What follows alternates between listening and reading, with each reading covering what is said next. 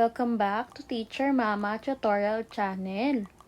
So today, ang pag-aaralan naman natin ay addition of fraction. Umpisahan na natin mga bata. So meron tayong given number na 1/5 plus 3/5.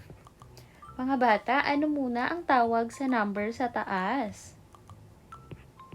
Tama, ang tawag dito ay numerator. Ang tawag naman sa number sa baba ay denominator.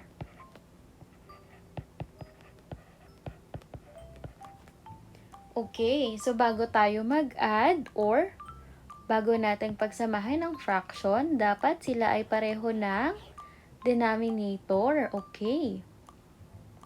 Pareho na ba sila? Tama. So, ang pag-a-add na lang natin ay ang numerator. At ito ay yung 1 at 3. So, 1 plus 3 equals, tama, 4. And then, kokopyahin lang natin yung denominator, which is 5. Nasundan ba ako mga bata? Okay. So, paano nga ba natin nakuha ang sagot? Okay, gagawa lang tayo ng rectangle.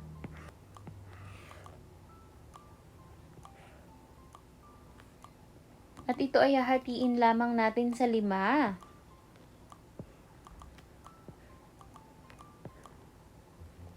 Bilangin nga natin ang boxes.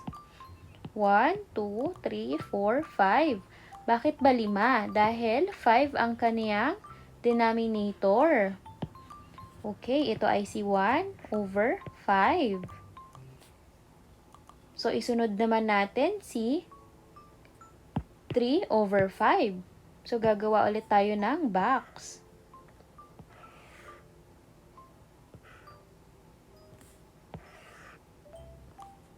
So, hahatiin lamang ulit natin ito sa 5.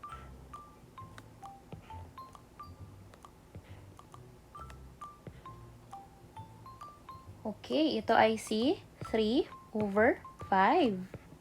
Mga bata, ilan nga ang numerator?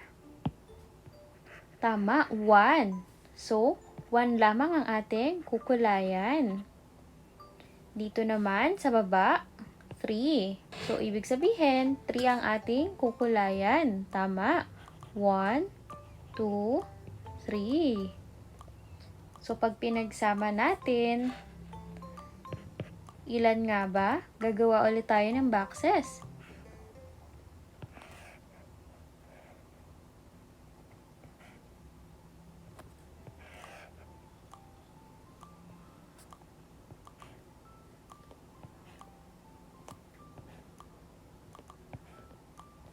Alright, pag pinagsama natin si 1 at 3, ilan nga ba? Bilangin natin, 1, 2, 3, 4. Tama, 4. So, 4 ang kukulayan natin. 1, 2, 3, 4.